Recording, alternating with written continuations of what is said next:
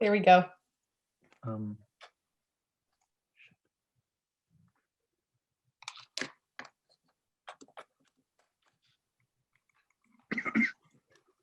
so as you all know, this is a special meeting with Glenn to go over the current status of the draft of the subdivision regulations. I believe that's where we let off.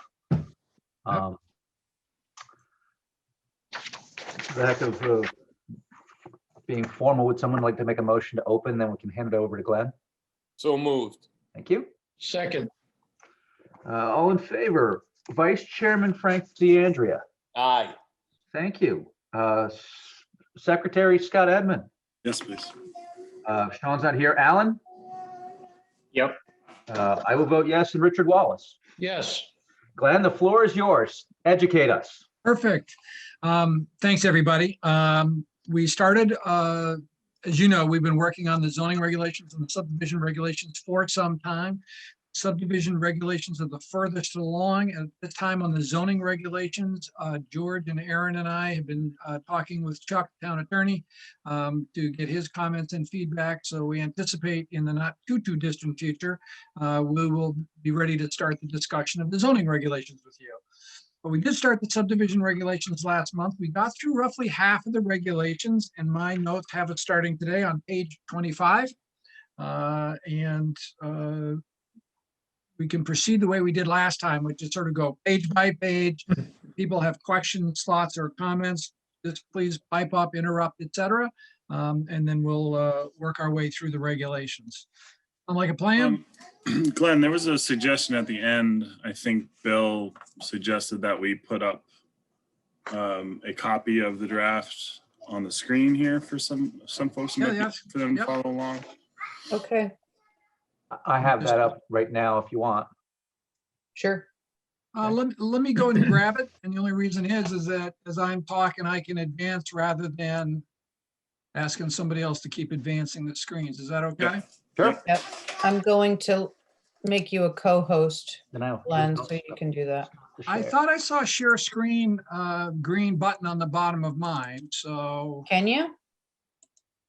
Be able to- Should be able second, to. I'm bringing it up. Says I can share screen. I also- While you're waiting, Glenn, our thought was we're going to try to finish the subdivision regulations at today's meeting if we can. I think, yeah, that's, I think what we were hoping for.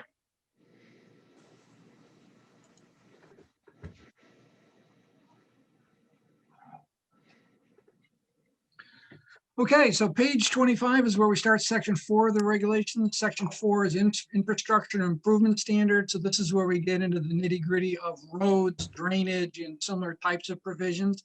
The bright yellow box over here says we need to coordinate with this with the road ordinance, which is something that Janice is working on. So we're not ready to adopt this just yet. For two reasons, one of which is we want to coordinate with the road ordinance. And the second thing is we're also going to need to coordinate with the zoning regulation. So it's really going to be coming together as one big package overall. But in the meantime, we've set this up to be coordinated with the road ordinance. Any questions, comments on page 25? No. No. Page 26. I was wondering if you could speak to the note you have here of the language and existing regulations regarding offsites was removed. Could you speak to that briefly? Yep, happy to. Thank you. There have been some changes in court law over time, court decisions that have limited the town's ability to require offsite improvements. So the language, which was in 272, 370, or maybe that's 37D, Yep. was not consistent with current law. And for that reason, it was deleted. Is that fair, Aaron? Yes, So I think the last one we saw like that was that Cherry Street? Where they were suggesting that the developer improve the road? Is that right? Right near you, Richard? there was discussion at that particular subdivision, yes. it may be a situation where the commission can have those discussions in the future, but you can't have it in your regulations, and an applicant is under no obligation to do anything. I think the general premise of the course has been, it's the town's road, you fix it. No Hey, leverage. Glenn- Hey, excuse me, Glenn, Yes, any chance, you're controlling this, is there any chance you could make it a little bigger? sure.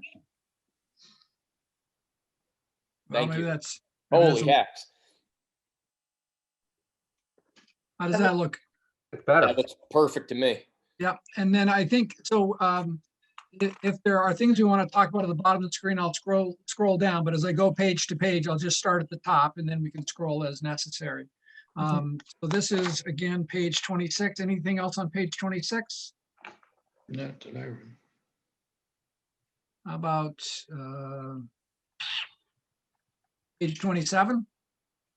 Yeah, I had one on my list. Sorry, I made a lot of notes like 4 weeks ago. So my question was on 4.1.9.c. And I was wondering why at the end it says provided in section 4.1.8.b, which is talking about grade. And I thought that was confusing as to why it was referring to street grade. That's a good point, Scott. Let me check that cross-reference. It seemed like that was referencing the wrong section to me. Yes, it definitely is. Okay. Good catch, Scott. Yes, I very good. I have some catch. other nitpicky stuff coming up. Sorry, I apologize. Scott, please don't apologize. This gets so intricate in the regulations that sometimes you become not as observant on these cross references. So it's very helpful. Thank you. Okay. Anything else on 27? Nope. How about page 28? I had one 1.12.b. Yep. I was curious about the reason for the stipulation about the permanent turnaround should be located at least 100 feet from the property line of the overall parcel being divided. This is generally done by municipalities to not create a situation where that road could be extended in the future. In other words, if it's intended to be a permanent cul-de-sac, it's pulled back from the end of the street and built as a circular turnaround or as a hammerhead. You'll see on the next page, we have a graphic that indicates that if it's a temporary cul-de-sac, it's going to get built a little bit differently. And this way, property owners, potential purchasers, everybody else will have a pretty clear indication. You know, oftentimes real estate gets advertised as, you know, buy a house on a cul-de-sac. And the issue is it's not actually a cul-de-sac. It's a road which Right. could be extended in the future. So this was just to reinforce that. I think it just felt weird that it says at least 100 feet. Don't you mean within 100 feet of the property line? As No, you say at least, then that means to me, it has to be at least 100 feet away from the property line. that's what is intended here. Is that Scott. correct? Okay. Yes. It just seems very far away from the property line for that. No, and I think it's intended to be that way. There have been situations I've seen in the past where one subdivider creates, in a sense, a spite strip or a similar type of situation or scenario because he's Yeah. trying to negotiate with the adjacent property owner to buy their property. And these types of provisions make him clearly indicate it either goes to the property line as a temporary or it stays back from the property line as a permanent. I'm just going to make a note here, too prescriptive ? And George and Aaron and I can talk about that. It could just be a minutia that I don't understand. So it's all right. No, So- Scott, please ask the questions because this is the way that we make sure we're covering the bases. Can I ask a question on this? Of course, Can you scroll down to the, or up to the, so I'm just going to screen share for a second, if that's okay. do I have to turn? So is it, this is supposed to be 100 feet? Correct. And that's because there's going to be a house or something at the end of the cul-de-sac. The land won't be vacant or unused. The property line would be over here someplace on the far right, off the image. Okay. Again, it seems like a long distance from the cul-de-sac to someone's property line. In the back of the property line, Not from the from, right. property line of the overall parcel being subdivided. So is the goal here to actually avoid situations where there could be a road in the future and actually make it so this is only ever going to be a turnaround? Is that the goal? The way this regulation was crafted, yes. Okay. As opposed to having an easement saying this could be a road in the future. I think the situation would be that the commission would have a clear indication from the applicant that they're either proposing a permanent dead end or a temporary dead end. I think I was missing the permanent part of it. Yeah, I understand now. Okay. So I think why don't we change the title to number 12 to say permanent turnaround design? And on the next page, it's Yeah, temporary. Yeah, that's That a would be good. helpful. That's a Yep. good point. Perfect. I'll go back to sharing screen here for a moment. Sure, yep. Anything else on page 28? I think this hammerhead turnaround is something that Janice suggested we consider, so that's why it's in here. How about page 29, temporary dead end streets?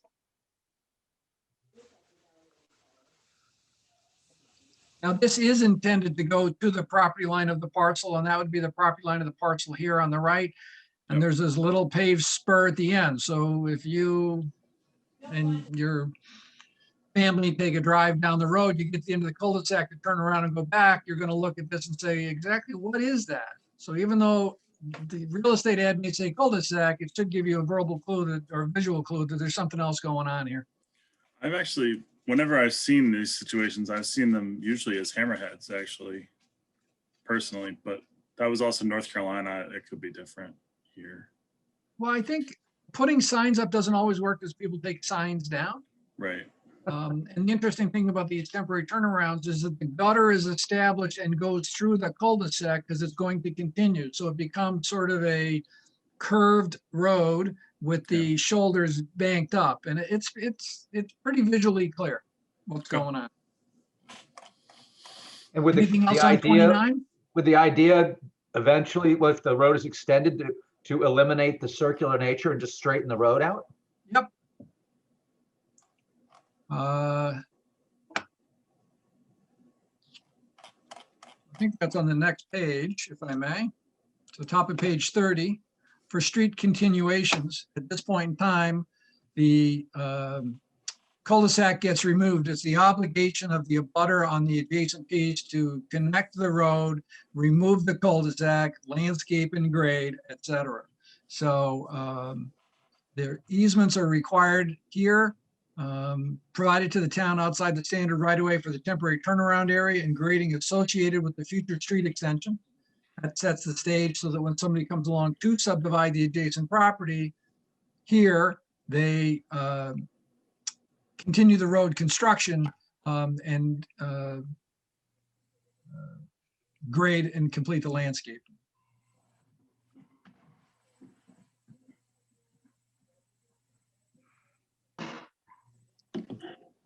Any comments or thoughts on page 30? Are you saying that I got muted again. No, you're good. We hear you, Alan. Oh, you can, all right. Yeah, we can hear you. Are you saying that circle gets removed and the road gets put in to extend it? Correct. If I'm going to go back here one page for a second.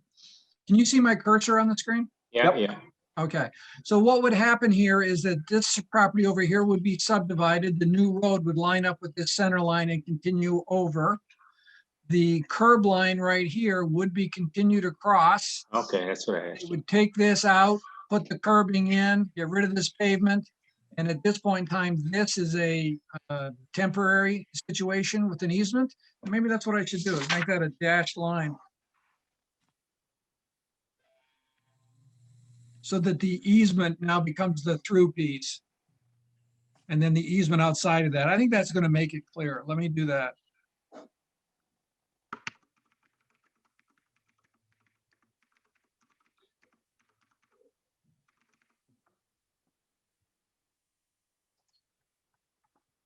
Are we good on this, Alan?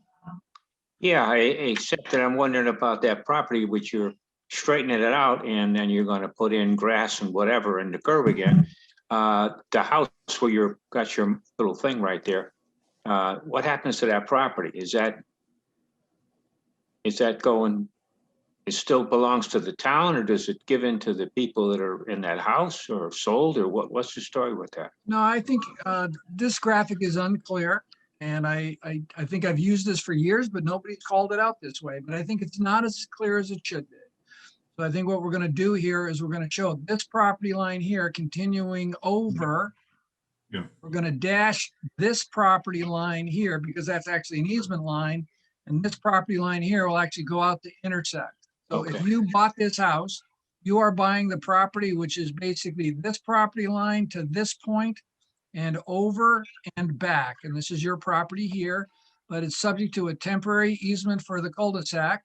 Okay, Or it's almost permanent, I guess, if it never gets extended. And when it gets extended, the adjacent subdivider has the obligation to complete this, turn it into grass, and then you're on your way. Yeah, and Glenn, so no cost to the homeowner if that road is extended. That's correct. And in the circumstance or situation where their driveway actually abuts this cul-de-sac or ties into it, Yeah, and this person is also responsible for doing that. Yeah, the developer, Sean, will just push it off to the right, next, the right. next homeowners that they're selling to. Yeah, right. Huh. Obviously, the developer's not gonna pay for that. Typical developer. Oh, yeah. I've So dealt that was with plenty. page 30. Anything else on 30? So page 31 is where we now get into stormwater management. Aaron and George and I worked on the subdivision regulations first. And this note over here, we've made significant progress in the zoning regulations on stormwater management. So we may just go ahead and say stormwater management shall be in accordance with the requirements of the zoning regulations rather than having conflict in this regard. But we have incorporated what are known, and I'm sure you've heard before, as low impact development techniques.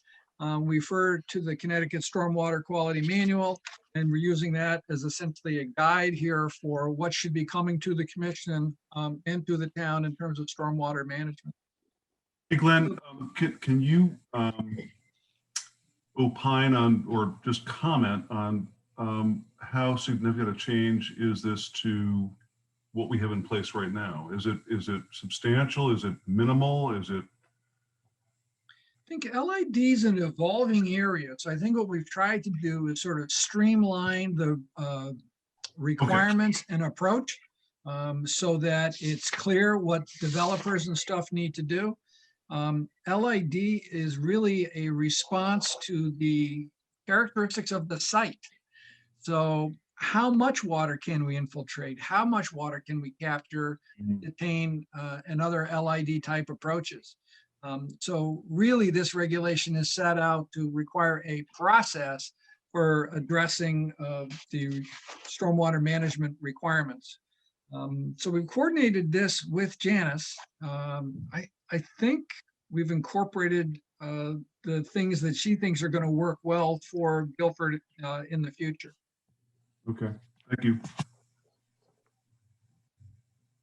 Right. I think the goal of this, Glenn, correct me if I'm wrong, was that the stormwater management that we would handle in the subdivision regulations was more concentrated on the overall development, the roads and the individual, I guess, regulations for individual lots is handled in the zoning regulations. So Yeah, I think it's got to be handled too, in the sense that if the overall subdivision hasn't been designed to accommodate the development of lots, then there's going to be a problem later. So the issue is that we need to anticipate that. It's possible that an assumption made on a lot may change when somebody actually goes to develop it, but the systems should be set up. Going to bop ahead here just for a moment, 2 pages, to page 33. Because here in the sidebar on page 33, the Connecticut Stormwater Management Manual actually has equations in the regulations that provide goals for people to work towards for pollution reduction, groundwater recharge, reducing runoff volume, and controlling the peak flow. So again, this is an area we've been talking with Janice in terms of stormwater and how to manage this best. And those are areas that we may just refer to those standards and equations. But as Aaron points out, the concept here is to get it addressed as part of the subdivision, and that makes it easier when the individual lots move forward after that. Hey, Glenn, Sean again. One of the things that's come up before us in the past is in terms of stormwater management, catchment basins and that kind of thing, and the longer term management of them, and whose responsibility is that? Is it, the homeowners in the development, is the town? And I'm just wondering where that is addressed here, if at all. Not really addressed here, because again, the subdivision regulations are really, really good when somebody wants an approval for something. But years after the fact, trying to get maintenance and other things like that to occur can be a bit more of a challenge. I think what most municipalities do is say that the drainage system in the public road gets turned over to the town, and it is the town's obligation to maintain. If there are elements of the drainage system which are on private property, then that could be the property owner's responsibility, or if there's an easement or something else, it could be a public responsibility. The federal government and the state government have what are called MS4 permits, which are municipal stormwater management permits.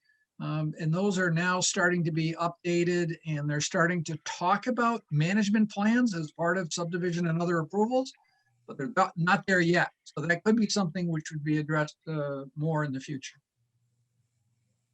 All right, thank you. So I bopped around here a little bit within the stormwater section. Is there anything in, Yeah, that would could be you 31?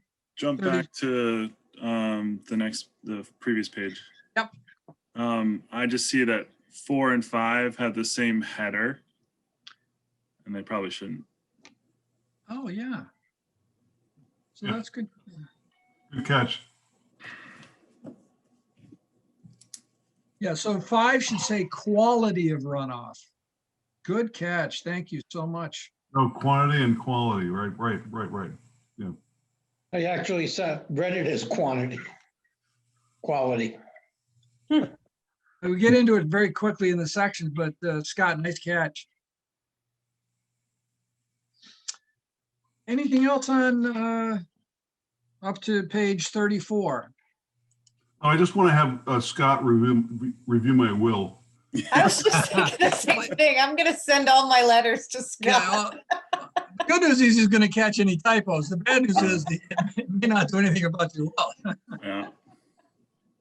So on page 34, we have at the bottom these provisions for public water supply, and essentially what we're requiring here is that public water shall be used to service lots in the subdivision when public water is close.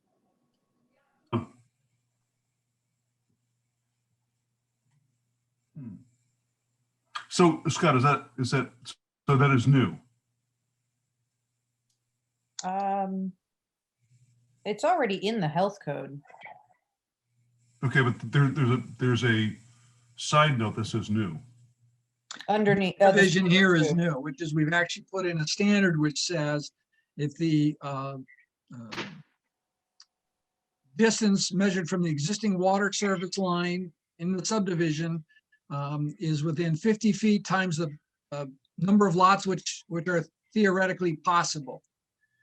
Because again, it's a cost to a developer to extend the water that they would prefer to avoid in many situations, but we're not actually going to get a public water system if we don't continue to extend it as part of new subdivisions. So if you have a 10-acre site in a 1-acre zone, and let's say that means you can get 10 lots theoretically, then 10 lots times 50 feet. If there's water within 500 feet, that's what you have to extend. So, I mean, that clearly, they'll read that as a way to make it 499 feet. Well, it depends where their land is. 501 feet. I mean, they're gonna want to avoid having the cost of supplying water if they can drill wells, right? Yeah, I mean, I think this is pretty clear. I think you're overall, because it's measured from the end of the existing water service line, wherever that is, along existing or proposed streets or rights of way, because that's where they're gonna have to put this new water line extension to the nearest point in the subdivision. That's the property line. They're still gonna have to extend it a couple more 100 feet to get it actually into their road and start moving down their road. So I think, And in some ways, you know, I think about from a developer's point of view, you know, if there are 10 lots and they have to drill 10 wells, maybe just extending, you know, having the cost of extending the water line is less than the cost of, you know, finding water for 10 housing lots. well, water companies can have different policies, so it can become an issue of contention. Should that happen, somebody feels it's an unfair burden, they may come to the commission under the waiver provision, which is in the subdivision regulations, and ask you to waive it. And they would try to make a case why they believe it's a hardship or it's unfair. So I think the system provides some clarity so people understand what it is. They may not be fully in favor of it, but we'll hear about that. I'm sure it's part of the process.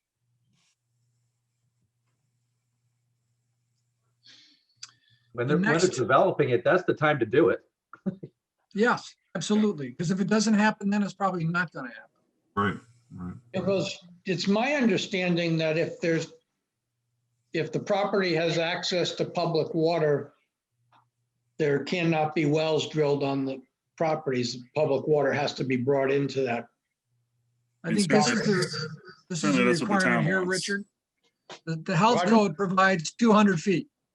Okay, Okay, so I think that's where you get, if it's 201, then you're out of luck.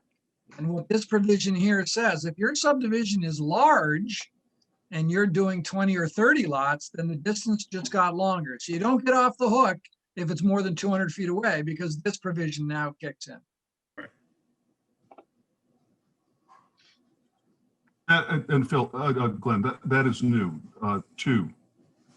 The public go back. water, this 50-foot distance times the theoretical number of lots is new. Okay, all right. And how does it differ from the old one? It just new, This it wasn't there. didn't replace something? I don't think there's any specification in your current regulations of exactly what that distance would be. I think you now rely on Okay. the 200 foot. I mean, I think you might Okay. be able to try to encourage or require. So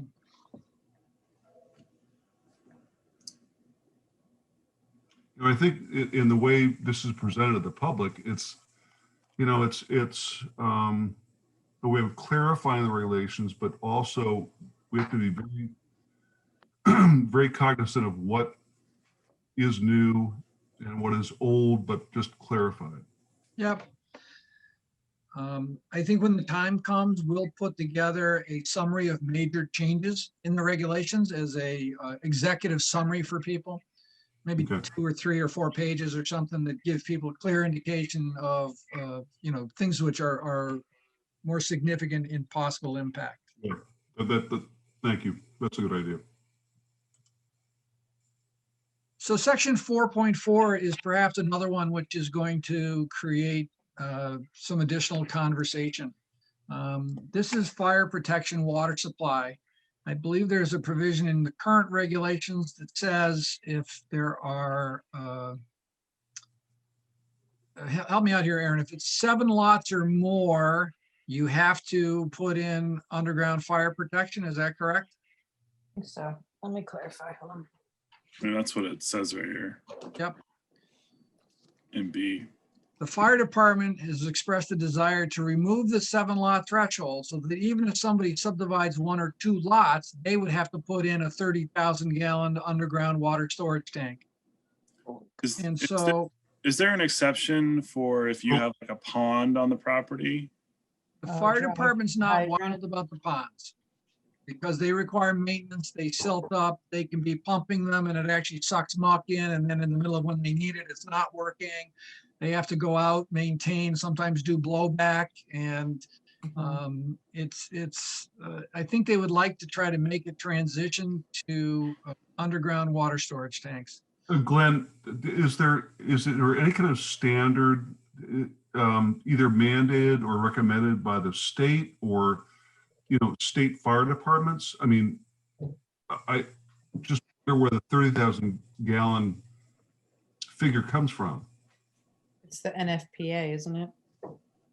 I think that's the origin of much of this. And it's all insurance based, I think, right? And I think the fire department would like to provide excellent fire protection to every household in town. Sure. I totally get that. So the issue is, it gets easier for them if everybody has a 30,000 gallon tank. They just need to show up with pumpers, hoses, and guys to use them. So I think the issue here is the relative balance of what might be required. So the magic is, 7 or more houses. So you build 6, or it sounds arbitrary to me. That's all. And I'm just wondering, the point of the question is about standards relative to the amount of water that should be stored in storage to the number of houses, and where did that come from? And Aaron, you mentioned NSAP? NFPA. NFPA. So this is number 3 is our existing regulation.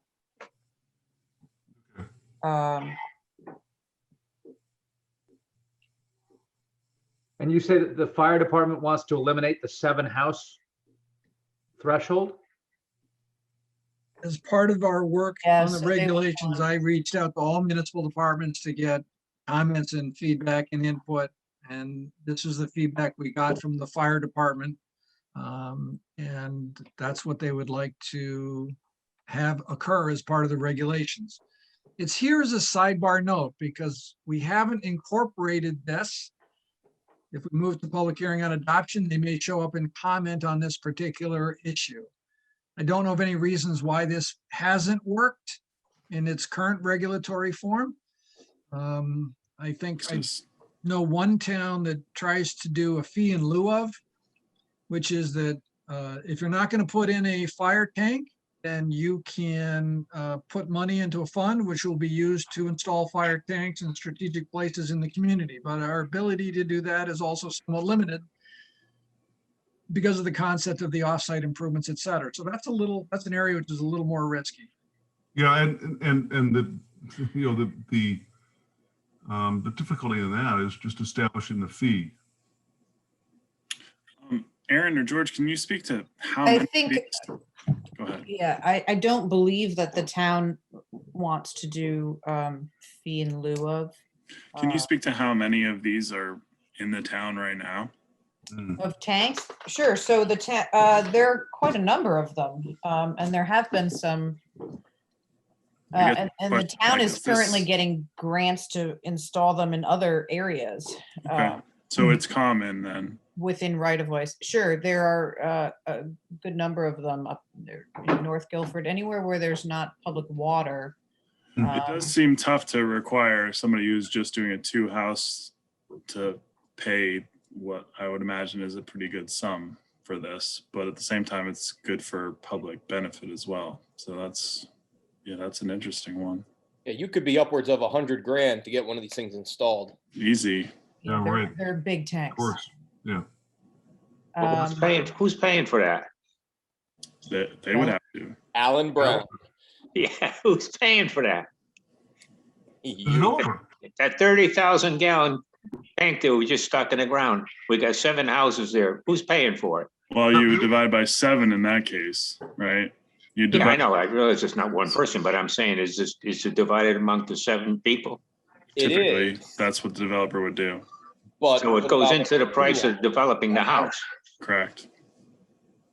Or it comes off the price that the developer would pay for the land, because he knows he's gonna have to do this. He's still gonna try to protect his profits, so he's gonna pay Yep. less for the land. Correct. Yeah, true. Right. Right. Glenn, the other item in this section that had changed that I'm think is that the language of no certificate of occupancy for more than 6 homes shall be issued before the tank is installed. And I think we could use we changed that to fire tanks shall be installed. Oh, no, it is here, more than 6 homes. Okay. You're talking about number 8? It's number 8 on the next Yeah, page. I was Okay. going to note that if we were changing this Yeah, right. thing, then that would have to change too. I did write that I down. was gonna say, I because have that down too. So you could build 6 houses without your fire tank. You'd have to adjust the wording on that one if you're going to change. a developer could go in and, go in with the expectation of 7 and just walk away after 6 with a profit and never have to put in the 30,000 gallon tank. I Right. think, Well, Well, wouldn't the site plan for the development say the Yeah, number of lots? right. The site plan would have to say 7, so it would be figured out on the front end. well, not only that, but I think that the regulations are set up so that if there's a public road involved, no lots can be sold until a financial guarantee is posted for the remaining improvements due to be completed. So Right. he's gonna have to, he can't sell anything until he's posted that financial guarantee. So that would prevent him, and if the developer did walk away for whatever reason, the town should have the money and the financial guarantee to go ahead and complete that work. Okay, And but if they only completed 6 homes, would the town go after the developer to put the 30,000 gallon tank in? Well, it's a tricky area, I think, Sean, because under state statutes, you have a certain period of time to complete the improvements in the subdivision. What the town does to protect lot purchasers is get a financial guarantee. So if Okay. you were the developer and I was the town, I would say to you, Sean, I know you want to sell your house to Aaron, first house in your subdivision. You cannot do so until you've posted a financial guarantee for the remaining improvements, which include unfinished road, a fire tank, and anything else that's going to be required. So Yeah, at that- that point in time, Yeah. you may end up taking the money for your first lot and putting it into the financial guarantee, but we're trying to protect the property owners and purchasers. And do they typically use a bond? Bonds, nowadays, letters of credit and other financial instruments, but bonds, performance bonds tend to be things of the past. No. Aaron, do we have a map that outlines where city water is in town? there are records. I don't believe that's something that the water company Isn't it mostly along the coast? tends to release. Uh, it- I you know, think in our, It's limited, but Yeah. I think it goes up Long Hill Road for a ways. It's, we do have some information on that. Yeah, but Sean, that point about the up to 6 homes, I think that's why that section 8 needs, if we're gonna change section 3, then I think section 8 has to be adjusted too. For that same reason that you brought up. The only other thing I'll say about this, I don't know if we need to come to a decision now or if we're even qualified to, but certainly if you remove the 7 lot stipulation, that might significantly hamper development of smaller lots, of smaller subdivisions. And I don't know if that's something that the town wants to happen or not wants, you know what I mean? Like, I don't know. Think about the subdivision that we just approved on East Ave. It was just 2 lots. Yeah, I like mean, that would be a huge hit to a small subdivision like that. Which, again, if the town thinks that those subdivisions are not great for it, then I don't know, maybe they would be in favor of. It's hard to, I don't know how to proceed with this, Glenn. Like, how do we handle something like this where it's I think a policy change? it is. I think that I heard the fire department comment. I took note of it, which is why it's here in the sidebar. I think the 7 lot threshold has worked for the commission. So my initial advice right now going forward would be stay the course with the policy that served you well over time. If the fire department wants to make a case why this should be eliminated or the threshold should be reduced, my advice would be let them come to the public hearing and make their case. Aaron, you'll handle that communication, right? Charlie? Let me suggest email. So that's the fire protection water supply section. Anything else here? What about C there, that, in that page you just had? What was I reading it? Yeah, C. If Yep. any lot subdivision is more than 2,000 feet from an underground tank, additional tanks or tanks shall be required so as to provide 2,000 foot optional length of each tank. Does that mean that you have a house that, the third house, and it's further than 2,000 feet or wherever, you're going to require another tank? Well, I think if any savvy developer is going to look at their subdivision, there aren't too many subdivisions these days that are building more than 4,000 feet of road. I would put my tank in the middle of my subdivision, so all lots are within 2,000 feet, and call it a day. The fire department might prefer that my tank be closer to a main road, so it takes less time for them to access it in a fire. Then I would say, yeah, but then I'm not putting another tank. You're doubling my cost or whatever in the back of the subdivision. So it really depends on how much road length you have in your subdivision. You're only going to have a problem when you get beyond 4,000 feet.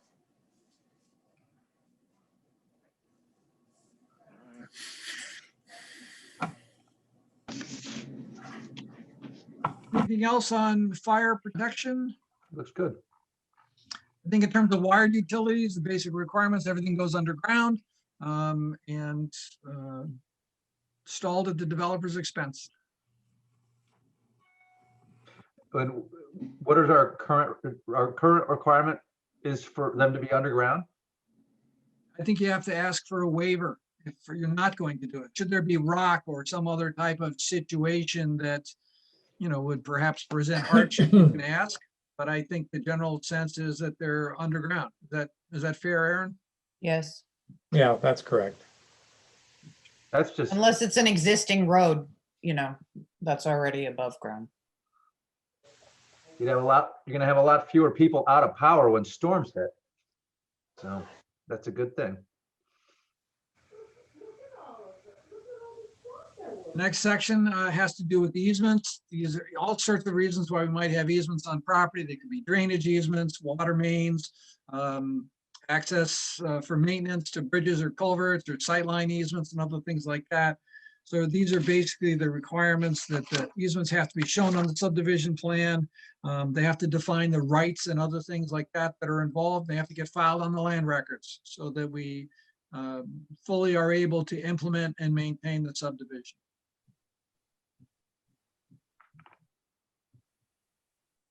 One of our biggest changes here is number 5, where we're requiring this information to be provided to us prior to the filing.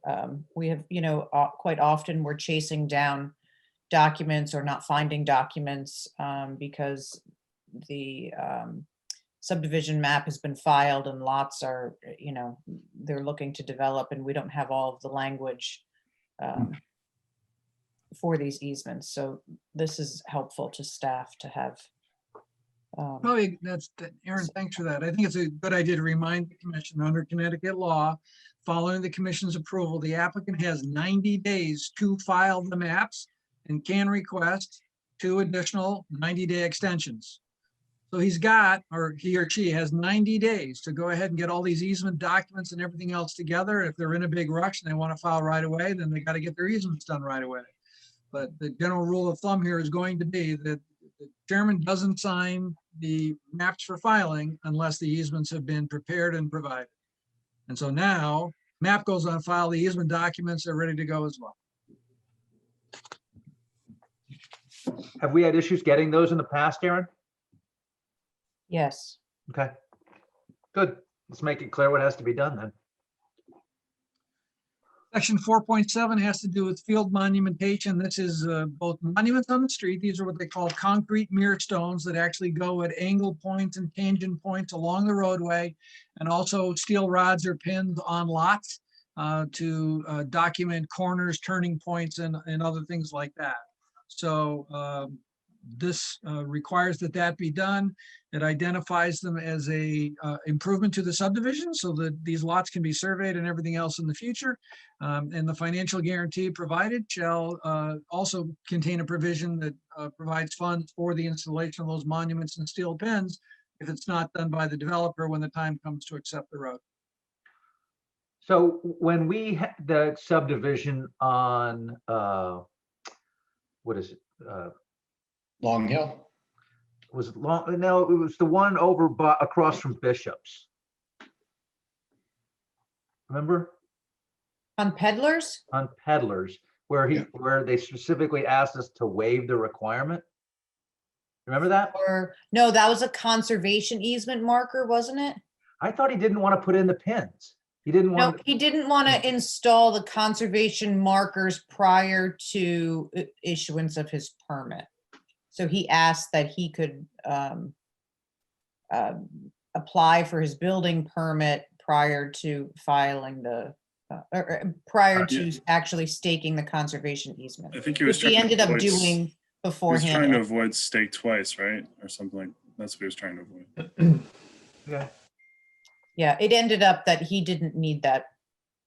They submitted all of their information in time and actually had it staked in time as well.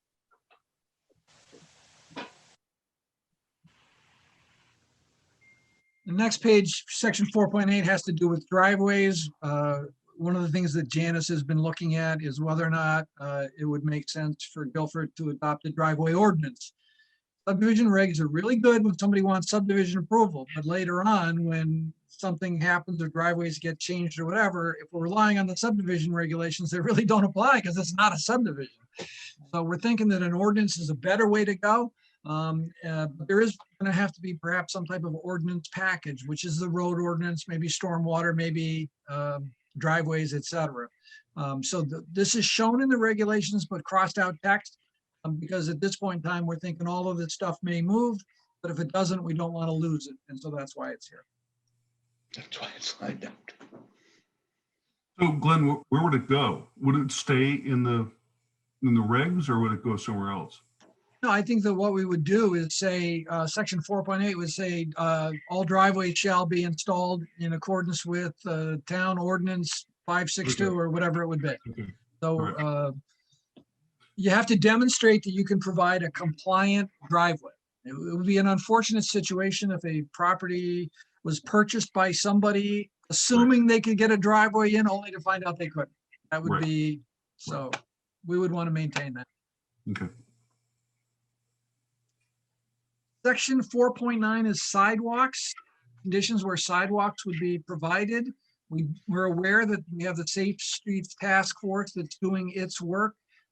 They have not seen this yet, but I think that at some point in time in the process, they'll get a chance to take a look at this, and they may have some suggestions for inclusion as part of this. I think there's clearly situations in the R8 district where sidewalks aren't going to be installed, but there may be other situations where sidewalks should be installed. And so trying to find that balance is what this section is all about here. The current regulations, I believe, allow the commission to establish sidewalks where they decide they want them. This regulation section is set up to require sidewalks, but allows the commission to waive them. People now go into the situation under these criteria, understanding that sidewalks are likely to be required unless they can convince you that they're not needed. Yeah, I would prefer that as opposed to us forgetting that we're supposed to be putting sidewalks in a place. I think it works better. Can I just back up 1 second with a question? Absolutely. On the driveways, we're striking driveways serving more than 3 lots are prohibited and are not subject to waiver. I think we're waiting to see what happens. That's why the text is highlighted here in yellow. If this gets into the ordinance, then we're good. It's covered there and we simply refer to that ordinance. If it doesn't get included there, And Janice says, well, I just want to deal with grade or width or other stuff, and that she doesn't want to do that, then we can leave it here. So it's that coordination, Phil, which I think we're gonna have to get to. Hmm. So sidewalks, again, I think we'll probably get input from the Safe Streets Working Group and see what they come up with. As a corollary to that, section 410 is bikeways, which addresses that the commission may require bikeways to be constructed when they're deemed necessary for public safety, provide a coherent integrated system, et cetera, et cetera. So this is a much rarer situation than sidewalks. So that's why this one is set up may require, because essentially what can happen in this scenario is that it could be striped on the edge of the roadway in a scenario like that to address that situation. It's quite possible, again, that we may get input on this from the working group. Glenn, the only thing I have on this is section 10.3. The term shall conform approved seems strange. Yep. Mhm. I don't really know what that was. Yep. No, there's some different wording missing there. Thank you very much.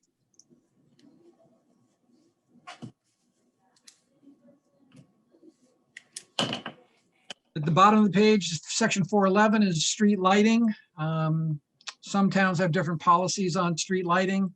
The bottom line of this section here is that lighting poles and fixtures designed approved shall be installed at proposed street intersections. And they may be required by the commission at pedestrian crosswalks, pedestrian pathways. Some towns require street lighting poles at the end of a cul-de-sac. So somebody who's, going down a street they're not familiar with doesn't get surprised when the street ends. But that's not been done in Guilford. And so that isn't contained within this regulation. But again, it should be in accordance with the design manual.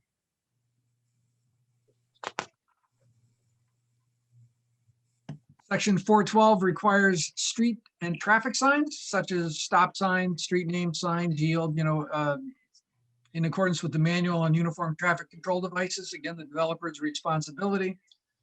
And then section 413 is a requirement for street trees. We got some input from Kevin on this one. I think as tree warden and tree commission, they may want to take an additional look at this. But the bottom line is that it doesn't require rigorous planting every 50 feet along the street, but that the number of trees on each side of the street shall be length of the street times 50 feet or divided by 50 feet, excuse me. And then somebody can come up and group the trees together aesthetically or whatever. One of the challenges we sometimes have is that property owners decide that the trees on their property, they want to cut it down. And how do we actually prevent that type of thing? So we're trying to provide for that. Glenn, I have one question on 12, actually, on the street signs. Yep. As part of my HOA, we were looking for a sign to be put up on Little Meadow, and I had to go before the police commission to ask for it. Is that something that needs to be talked about here? Should the police commission be involved in this somehow, or at least be referred to? Yeah, what type of sign was it that you were looking to install? It was a yellow arrow with an offshoot showing that there was an intersection imminent and that, yield, you should be slowing down as a result. And they had very specific concerns about the type of signs that were going in. They only wanted the signs to conform with certain regulations. They didn't want signs that were outside of the norm. So they seem to have pretty specific requirements for signage on streets. So the manual on uniform traffic control devices probably deals with much of that, Scott, because what it says is that the signs shall be, this is the design for the sign you just described. It's got to be this size, this color, this location, et cetera. So it's quite possible that this would suffice here for that level of control. So it might not need to refer specific to the commission, but I don't know if you've checked in with the police commission about this. We haven't, so I'm going to make a note here. We could email it to Butch.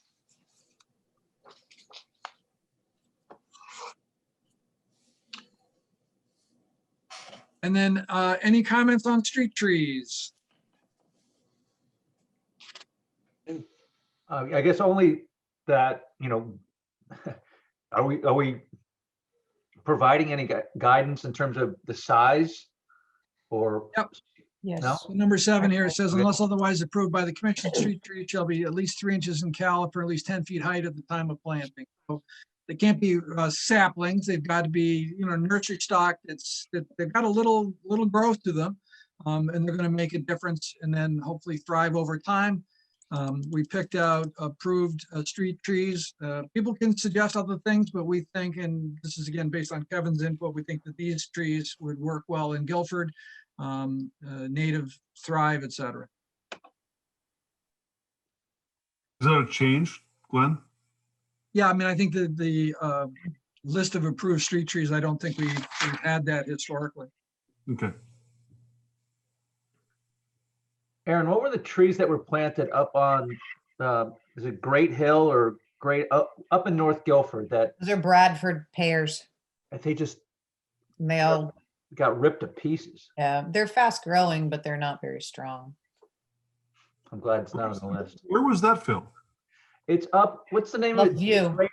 Great Hill or Great Oak, or it's up off Route 77 on the left before you get to Oak Bluff. Maybe it's Oak Bluff. Is that what it's called? I thought it was Bluff View.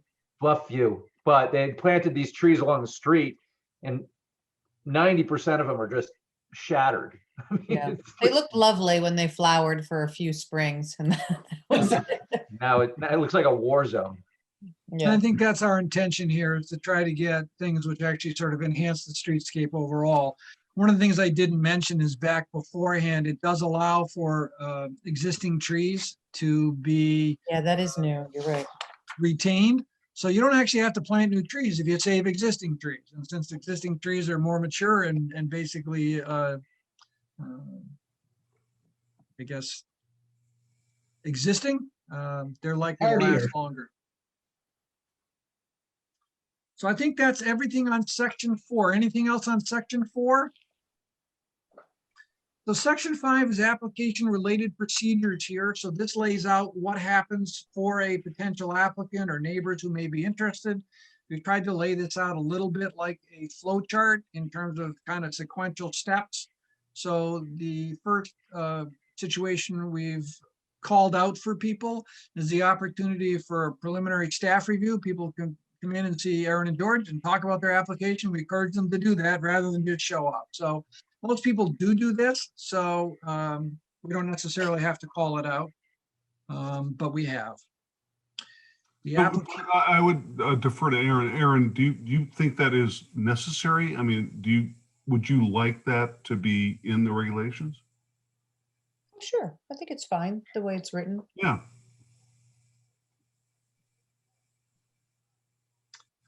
Section 5.2 starts to lay out the formal application requirements.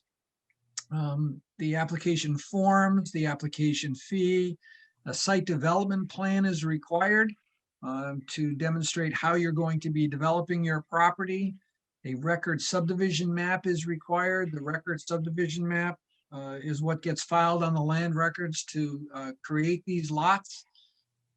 In addition to that, there's a grading plan that's required, a construction plan for the roadway. These are the sort of much more detailed drawings for improvements. A stormwater management plan is required. And then beyond that, we have engineering data, sanitation reports, erosion and sediment control plans, an energy and sustainability report, a report on the natural diversity database, and then a signed letter giving us permission to inspect the property during the review of the subdivision, during the course of construction. And if for whatever reason you default on installing improvements, the right to go in and actually build those improvements. So it's a fairly complete package of material related to a subdivision, just to make sure we cover all of those bases. Glenn, I had a couple things. Section 3, if you want to scroll Yep. back. You refer to chapter 166, but I was a little bit confused about what you're referring, where chapter 166 is. Yep. That's an ordinance. Yeah, could we be a little bit more prescriptive about where chapter 166 could be found? That's in the town Absolutely. code. Thank you. And then section 7, I wrote a question, do we have requirement related to head walls? Like at the ends of driveways where culverts come underneath the driveway. So, Because Karen? I think because you marked out all of these words about sidewalks, gutters, curbs, utilities, and other structures. And so, oh, and there it is, head walls. Yeah, So wasn't sure if we as a town had any requirements related to head walls.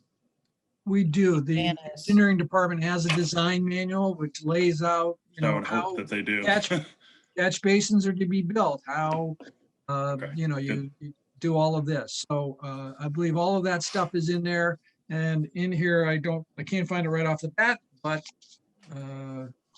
I will make a note here, make sure that we refer to the design manual.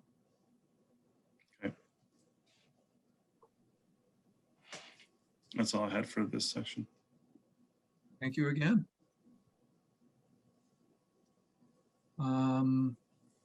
So those are the application requirements. Now up to page 50. This one, this first section, it starts with D instead of A. Yeah, it does. Oh, good for you.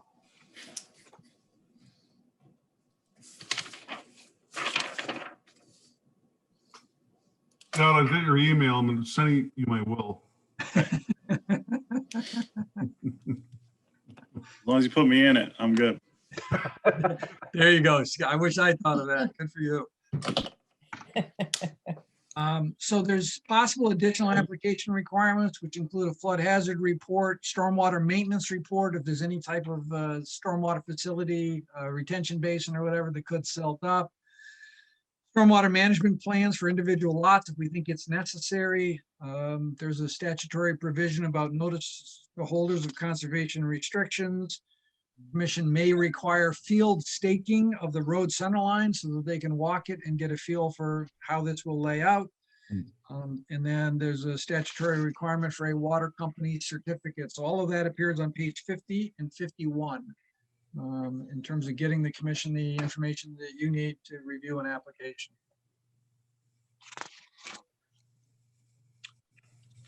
Section 5.4 deals with application receipt and scheduling. Under the statutes, the date of receipt is the next regularly scheduled commission meeting. That's when the clock starts to work. Timeframes in terms of public hearings and action and everything else start to fall off of that. The application will be reviewed for completeness. If there's any additional information, it will be requested. Commission makes a decision about whether or not to hold a public hearing. Some communities just hold public hearings on all subdivisions just to do it. And other commission statutes require there be a public hearing on a re-subdivision, but there doesn't necessarily have to be. So some towns just say to staff, bring it in, schedule it on our agenda, and schedule the public hearing. So this is an area that, you could give us some feedback as to, you want to make a decision on a case-by-case basis, you want to require a public hearing for everybody, what would the commission like to do?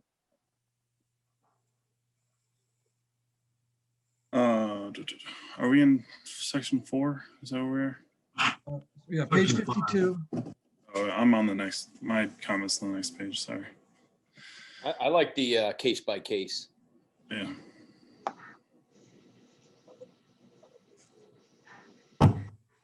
That's currently how we do it. We'll make that happen. Um, There are statutory referrals which are required, distribution to town agencies to get their comment, certain situations, distribution to regional agencies, all of this is spelled out.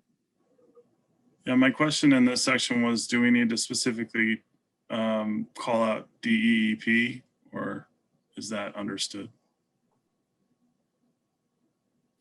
Because of a CAM?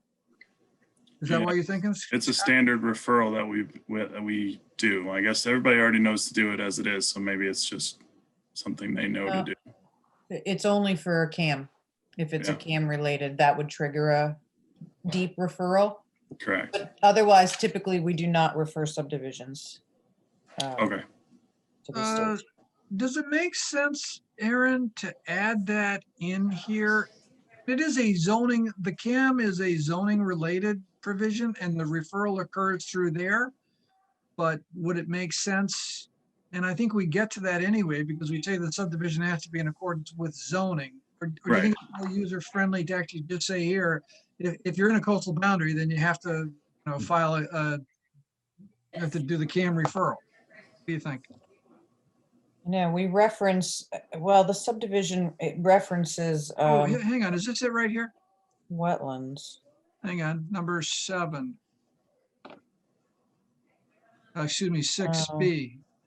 22A90, if any subdivision partly within a coastal boundary shall submit an application to the commission for coastal site plan review. There we go. That's actually the exact section that I was questioning, was whether that should say deep, but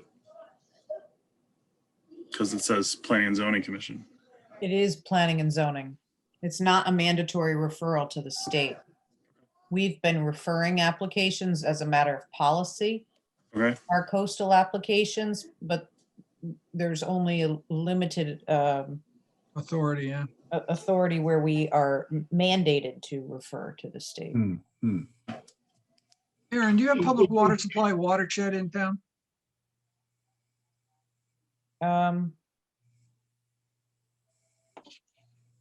Yeah, we do. Is Pond a watershed? I'm gonna look this up. Glenn, There's what was the question, Glenn? Well, whether or not there's a Finding- public water supply watershed. There's a section of the statutes 8.3I, which requires notification if there's a activity in a public water supply watershed. Oh, There's the Southern Connecticut there's Water. Yeah, regional Regional Water Authority. water authority and there's Connecticut water. Yeah, Yeah. they're both, we have both, much of North Guilford is in the Regional Water Authority's Right, watershed area. Right. all right. So I think there's one more to add here under Connecticut General Statutes 8.3I. So I've made a note of that and I'll go back and look at that. Okay. Thank you.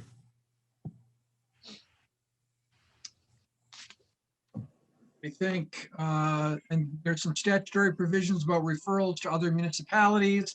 And then number 10 says the commission can refer to other people whose input that they would like to have as part of a subdivision, which town historian or something else, if you felt it was helpful.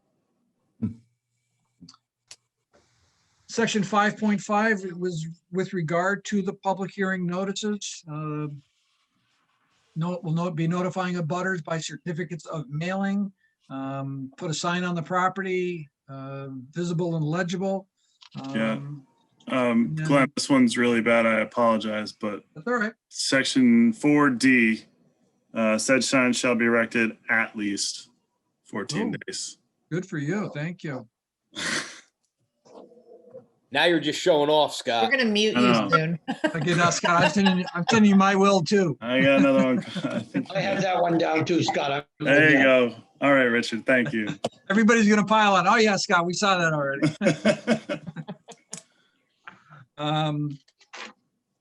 At the, So I'm gonna comment on commas next.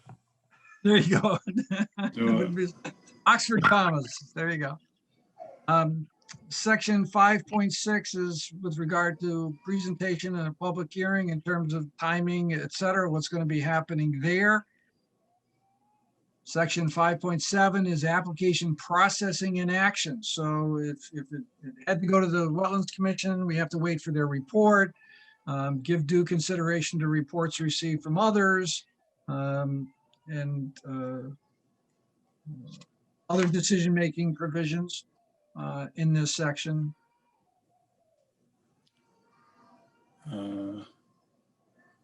I had one, 5.7.4. Commission, you just missed the give, shall give due. Oh, good for you.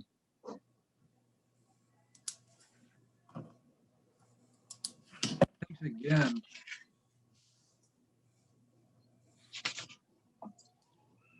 So at this point in time through these sections, the commission has received the application materials, may or may not have scheduled a public hearing, moved their way through to action. So the next section is post-approval procedures.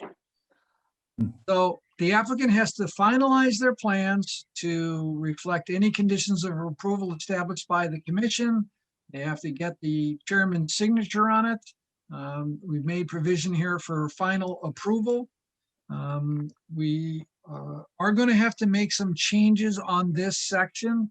The statutes provide for the fact that a map can get filed without the bond having been filed, which is a change from the way it used to be in years past. But the statutes say that no lot can be sold. So we went around and around in terms of how we could actually make this happen.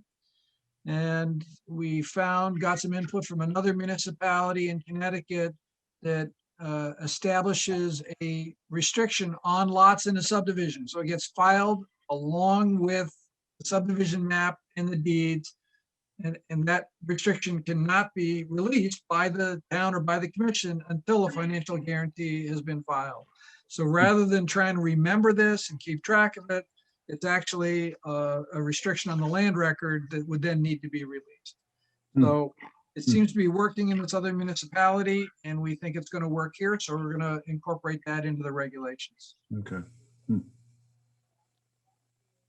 The material, again, this is what needs to come in for submission for signature. We need Mylars.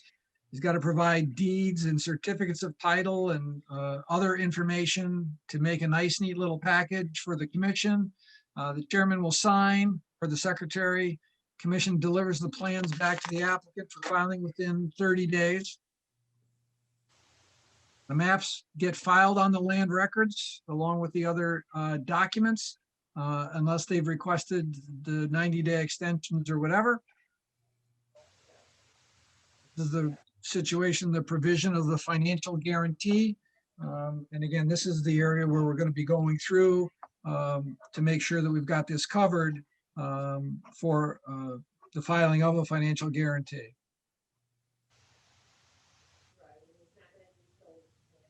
And I think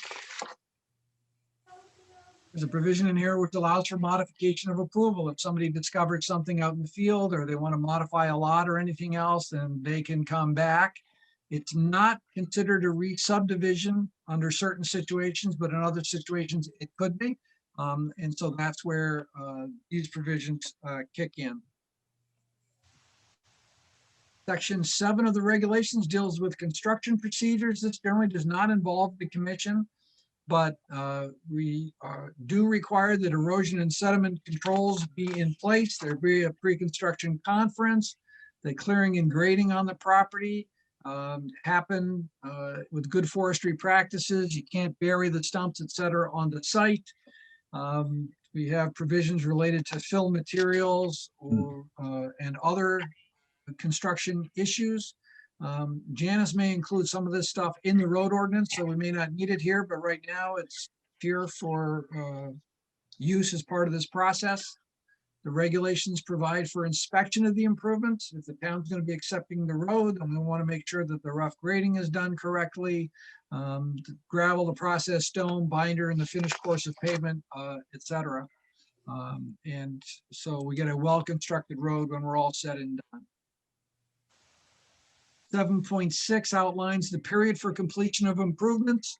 And then if that's not completed in accordance with the statutory timeframe, the procedures and provisions that are in place for that in terms of moving ahead. And the final section of the regulations is final acceptance of the road and maintenance.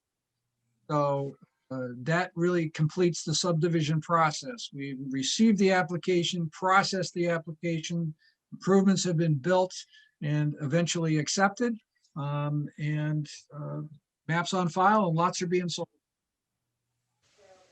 Hey, Glenn, this will be near and dear to Aaron's heart, but I don't recall in the course of this discussion tonight mention or a reference to enforcement? The subdivisions. Okay, so Zoning- maybe, I mean, this may be not the time or place. Yeah, this is just a subdivision code. That's right. So the, Yeah. as Teddy Roosevelt said, walk softly and carry a big stick. So in subdivision regulations, public improvements need to be built. The map needs to get filed, and then houses are going to get built in accordance with the zoning code. So we're going to start to make a transition from the actual creation of the improvements. And if the improvements are not well constructed, we're going to catch that. We've got a financial guarantee. So we've got a good way to enforce that type of stuff. You get a cash bond for erosion and sediment control, which can sometimes be the biggest problem if it's not well done as part of a subdivision. But I think here we've got, a subdivision is very often a discrete activity or event in time. It's going to occur because of the cost of money. They're going to generally move forward promptly. Right. Right. But I think we're okay on subdivision. I think on zoning, we'll certainly get to that when we talk about the zoning regs. Okay. Thank you. Glenn, I had two more nitpicks and then I swear I'm done. Sure. 7.4.1. Yep. It's awkward at the end where it says other improvements in accordance with the final plans, comma, the commission's approval. Yep. And then 2D, building debris, such materials seems strange as well. Yep. So I think I know what's missing on both of those. Scott, good for you. That's all. Might be a comma missing there too, Sean. I don't know, you know. Yeah. All right, I need to run and try to take care of this daughter situation. Wonderful. I'll be right God, back. thank you very much. Mr. Chair, I don't think I have anything else at this point in time. If it's okay with the commission, I think what I will do is update these regulations to reflect your comments, and then we will continue to work with Janice to get her thoughts and feedback in terms of the road ordinance and other things, so that this comes to fruition and is ready to rock and roll at the same time as the other materials. Does that Great. sound reasonable? That sounds great. As I'm looking at the calendar, it looks like we might see you next on the 21st of April. Does that sound right? I haven't booked that yet, but I Okay. think, Scheduled, yeah. so that might be just a tad quick, Phil, Okay. because I think at this point in time, there's, let's say 10 sections of the zoning regulations. I think we're up through section 4 with Chuck. We're making good progress. We've got our next meeting. That could be 5 and 6. So it's just possible that we might skip April and get into May. So if we would, Sure. let me coordinate with Aaron and George on that. I think it makes sense for the commission to receive the zoning regulations as a complete package. If you get pieces of it, but not the remainder, you might say to yourself, well, where did this go? And you won't know because you don't have the whole regs. But if you get the whole book, you'll be able to, look back and forth between the different pages, and you'll understand how it all comes together. So I think it makes sense to do it that way. I think we're close, and you just give us a little liberty on schedule here. We'll be back as soon as we can. Sounds great. Perfect. Thank you, Glenn. Bill, can I say something? I just want to make a general comment, kind of a follow-up to our discussion about the that we had regarding water supply, and I think this also applies to street trees and bikeways and a couple of other items. An important thing about the subdivision code is that obviously the development standards are sensitive to the specific characteristics of the subdivision itself, the physical characteristics, the number of lots, its location, et cetera. And I think the law recognizes that in a sense, in that it gives the commission the ability to waive standards that are part of the subdivision code. The reason you have that flexibility is because of the need for flexibility in the design of subdivisions. So I think what we've tried to do with this new draft is state the standard in as robust a form as possible. And then that creates a situation where then you can the developer and the property owners in the town can negotiate the correct solution to the application of that particular standard, given the specific conditions. A good example is typically with regard to water supply, and I've seen this in a number of occasions over the years. The fire department comes on really strong at the beginning of the subdivision planning process with a stipulation or a recommended stipulation that public water be extended, even if it's beyond the 200-foot standard or whatever it might be, or stipulates requirements for tanks. And then as the process evolves and as there's further discussions about how expensive that's going to be or how important it really might be in this particular case, the standard can be relaxed ultimately by the commission through the waiver. So if we state the standard in a fairly strong way to begin the process, then that's a better way of handling than having a weak standard to begin and then trying to add on to it. So I think that's been our goal in this drafting process. Correct me if I'm wrong, Glenn and or Aaron, but that's my sense of what we're trying to do here. The only thing I wanted to add, George, I think you're absolutely right. It makes sense, and given my experience with regulations, to establish a standard which you can then back off from depending on information that becomes available. It's much more challenging if you find yourself in a situation where you're trying to impose additional conditions along the way or request things from an applicant who may just say no. So I think that we have tried to create a situation that will help the commission moving forward. Terrific. Well, coordinate with George and with Aaron, and we look forward to seeing you at some point in the relatively near future. Wonderful. I will check out. Thank you, everybody. Glenn, thank Thanks, you. Glenn. Thank you, Glenn. Aaron, do we want to Thanks. stop this recording and then start a new one for our regular meeting? No, I believe we kept this on the same link. We can just, you can have a motion to adjourn. And then start over. Okay. Well, we're Or still a 5 couple minutes, minutes early. 4-minute recess. Sure.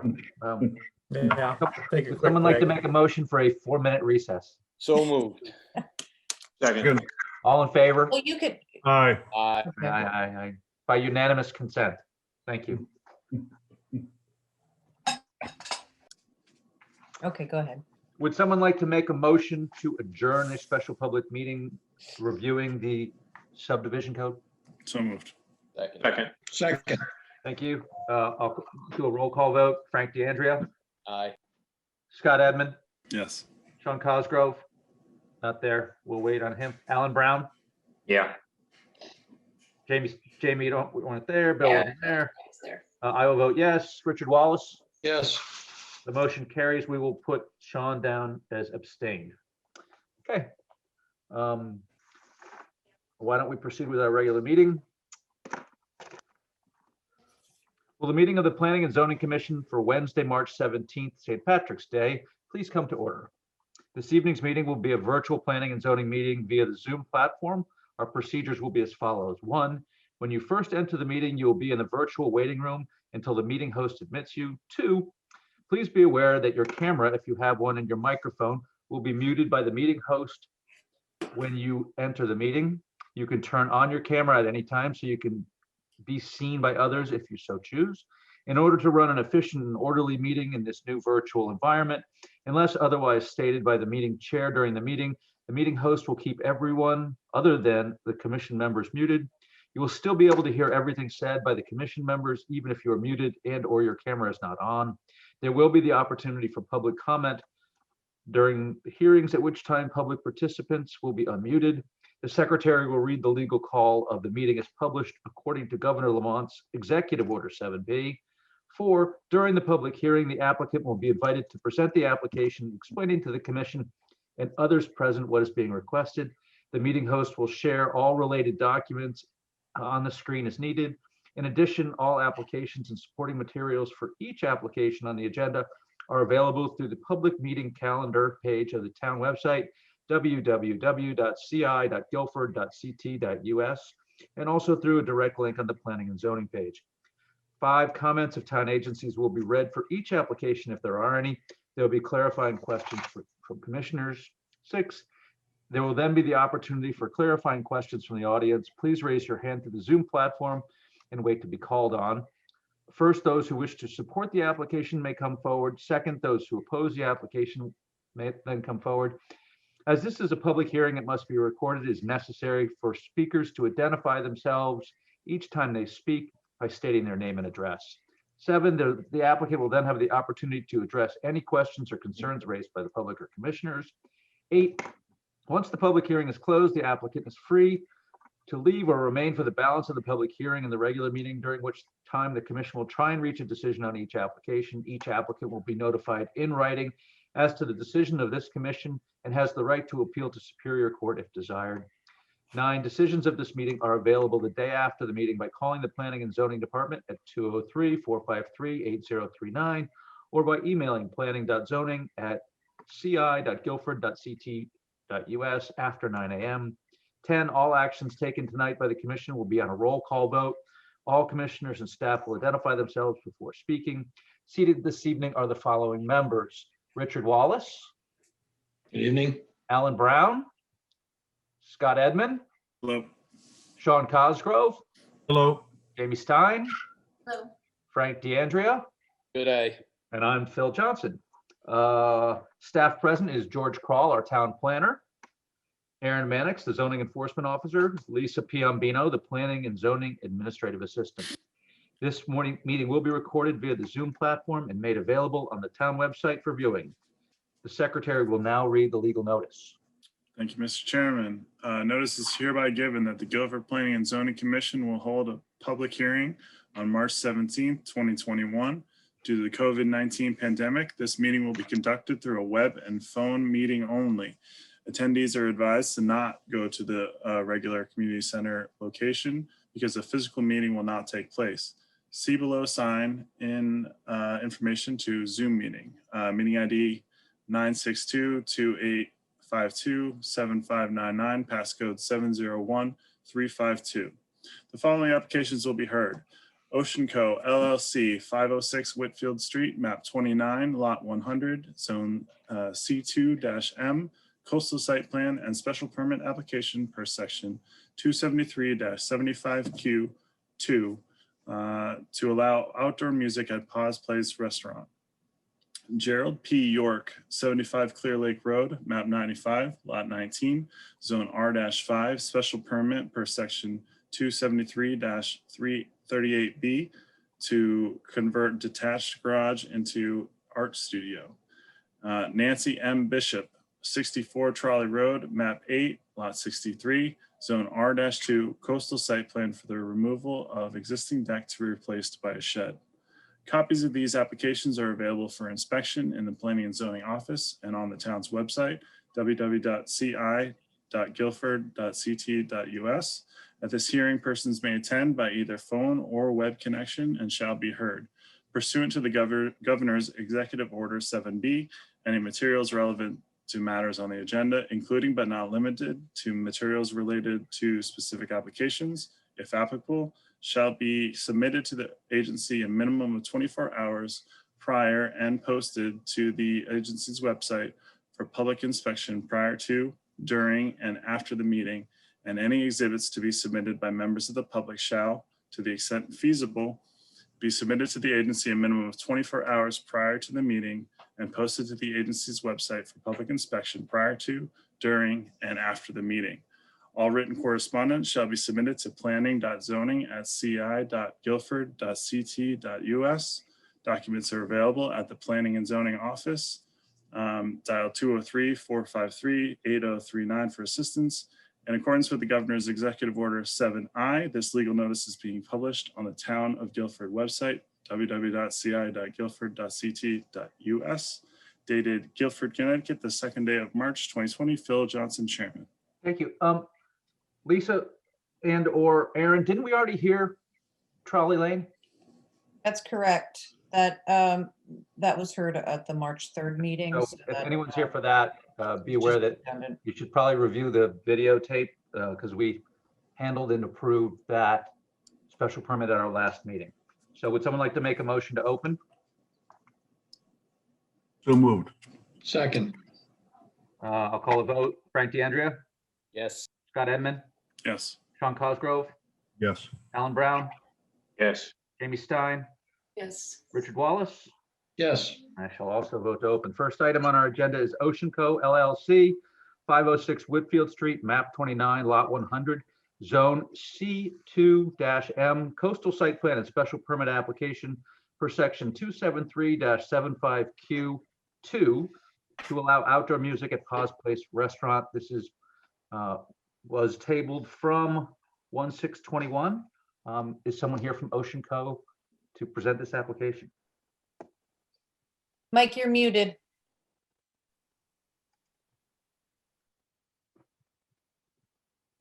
Can you hear me? Yes. Sorry, Mike Rowell from Paws Place. I'm the chef manager. Okay. Can you give the commission just an overview of what you're looking for outdoor music? Basically, what we're looking for is on our existing patio, we have a small spot where we do music on Thursdays from 5 to 7, and then we have Sunday music from 3 to 5 in the afternoon. Is there a certain time of year you want to do it? Is it Um, Memorial Day through Labor Day, or are you looking? End of April, I have one band supposed to be starting, and that usually runs through September, depending on weather. Sometimes I extend it, but for right now, it's basically till Labor Day. Just basically seeing what the weather forecast afterwards is. And is there a time restriction in terms of cutoff proposed in the application, Aaron? You're only seeking Thursdays and Sundays? Yeah, that's what I usually do is Thursday and Sundays. Yes. Okay. Last you year, know- with last year, I did have other days thrown on there because of COVID, and we had things we had to change around. But my normal schedule is Thursday and Sundays. This is gonna Your sound, this is gonna sound a application little odd, but So it says Saturdays. you might want to include a couple more days as opposed to coming Okay. back. Okay, yeah, that's fine. We could if we could add some Saturdays, and that'd be great. So Thursday, Saturday, Sunday. Perfect. Thank you. Is that, any commissioners have a problem with that? Saturday is 1 to 3, right? Yeah, I'd rather have that than, have you book a gig on Saturday and not have that be approved and have to go down this road again. No, I appreciate that. Yes. Terrific. So this is live music. This isn't kind of out of a speaker system or anything. They do some bring speakers, but it's mostly acoustic. It's not like full bands with electric guitars and stuff like that. Okay. I can share the screen so the commission can see the area if you're not familiar. This is just the aerial. Here's Paws Place here, Sluice Creek. This is the existing outdoor patio, and this is the area where you're looking to have Music, yes. your music.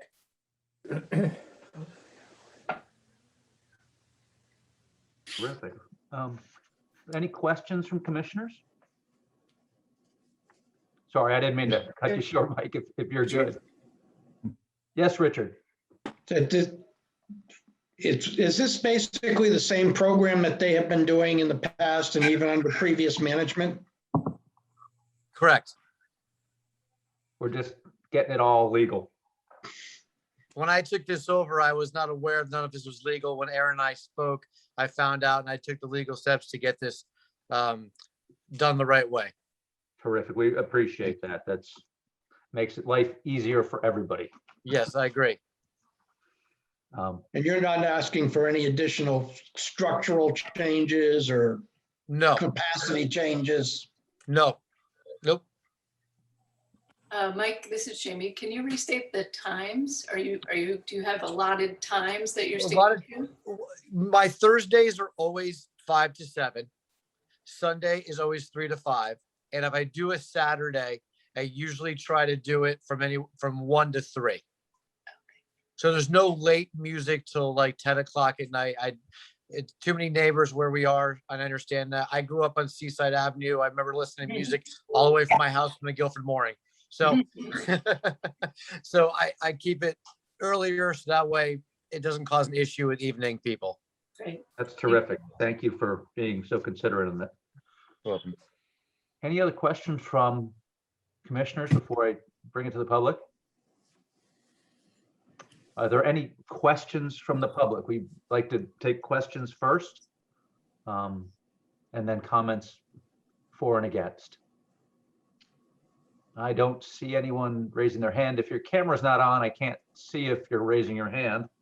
So I'm going to assume that there aren't any questions from the public. Would anybody like to speak in favor of this application? Would anyone like to speak against this application? With no comments for or against, would someone on the commission be comfortable proposing waiving our second public hearing because this is a special permit? I'll So move So to, moved. I have one quick question. I think there's something on here, Aaron, that says something about a CAM. Is this also a CAM, not just a Is special a permit? coastal, right, with this, when an application for a special permit is made, that's a mandatory coastal Okay, application as well. sorry to interject. No problem. So I believe we have a motion to waive the second public hearing in a second. So I'm just going to do some quick discussion. Is everyone okay with this? It's pretty straightforward. I live in close proximity and it doesn't bother me at all. I enjoy seeing people out there enjoying themselves. Yeah, it's good to get it officially approved. Terrific. So I'll call a vote on waiving the second public hearing. Frank DeAndrea, Yes. Scott Edmund, Yes. Sean Cosgrove, aye. Alan Brown, Yes. Jamie Stein, Yes. Richard Wallace. yes, I will also vote to, we will act on this evening. Motion to close. That would be appreciated. second, Okay, all in favor, Frank DeAndrea, Aye. Scott Edmund, Yes. Sean Cosgrove, Yes. Alan Brown, Yes. Jamie Stein, Yes. Richard Wallace. yes. Also vote to close. Okay. Next item on our agenda is Gerald P. York, 75 Clear Lake Road, map 95, lot 19, zone R5, special permit per section 27338B to convert detached garage into art studio. Is Mr. York here or someone here to present on Yes, behalf? it is. Welcome. Let me unmute you. Hold on.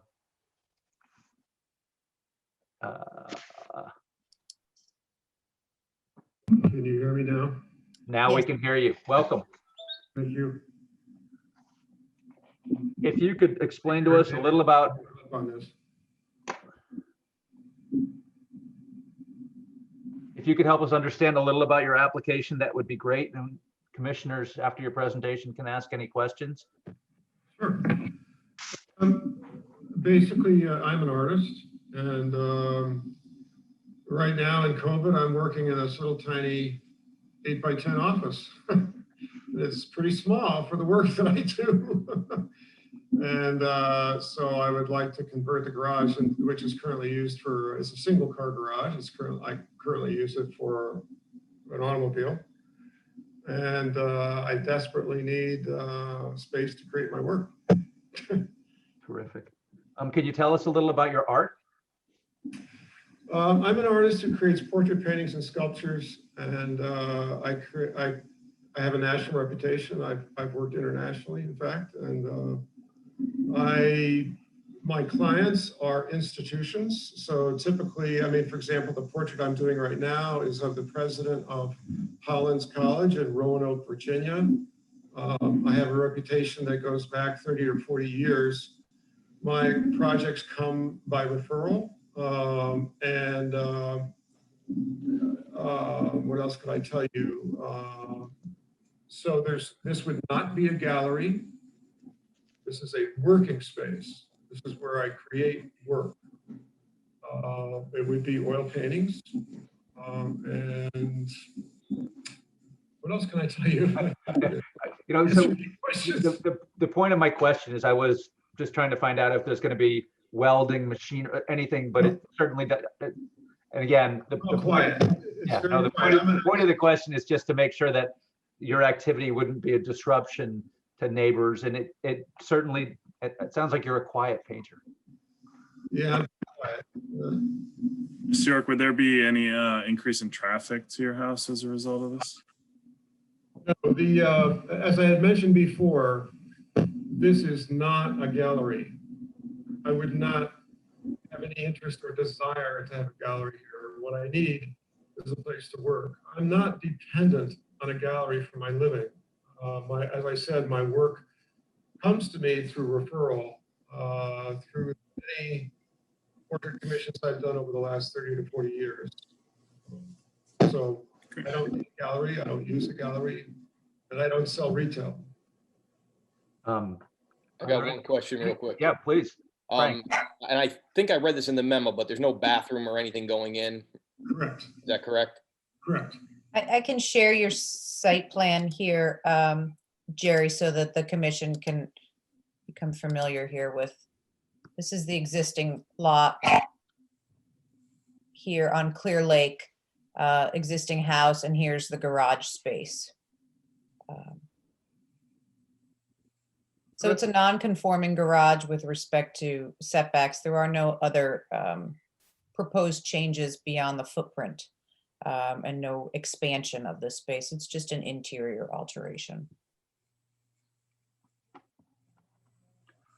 Any questions from commissioners? Or any Is more there heat in that garage? Can you wave your hand so I can see where you are? Oh, there you are, I got you. Alan, In my application, I list the things that I would propose to do.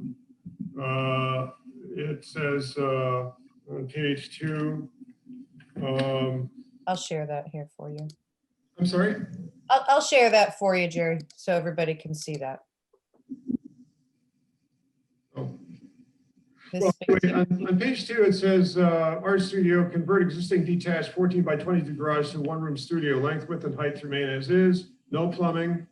Install windows in east and north facing walls. Through the wall heat and AC unit, because we will need heat and AC. A vent fan to cool during the summer. Lighting and flooring. Repair or replace studs and clapboard as needed. Please see and read attached appendix A for more details. And that's appendix A. Aaron has appendix A up there. And maybe just to describe, my situation, I'm what's called a representational painter, and that means that I work with daylight.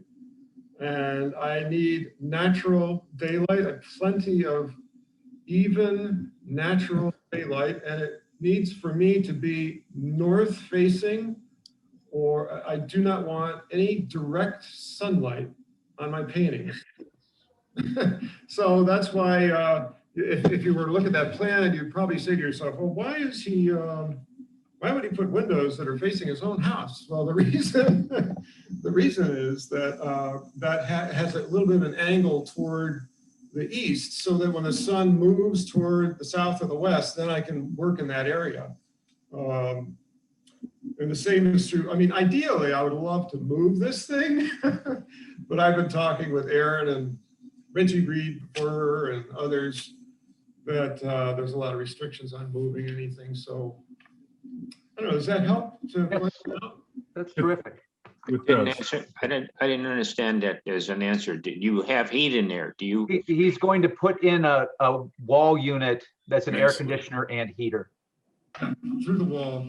Right now, there is no heat in that space. I should say that the approach that I'm taking here is a step-by-step approach.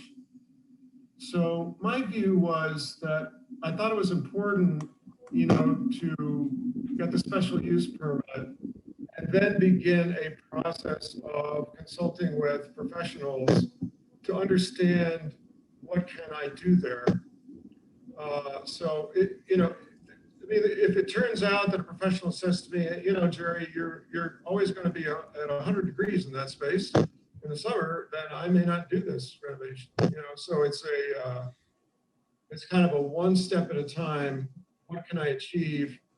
So once I have, I think one of my big concerns is I didn't want to hire consultants. I mean, I was at a point of hiring an architect, but I thought, well, gee, if I hire an architect and then I go and I don't get the special use permit, then, you know, I've spent thousands of dollars for no reason. So, you know, that's kind of the process. I would enter now an exploratory phase to see if I can achieve the plan that Aaron showed. Terrific. As you may be, I'll ask if there are any additional questions from commissioners. Are there any questions from the public? Would anyone like to speak either in favor or against this application? Do we want to read this memo from Sonia? That would be great. I didn't see it. If you could tackle that, that would be terrific.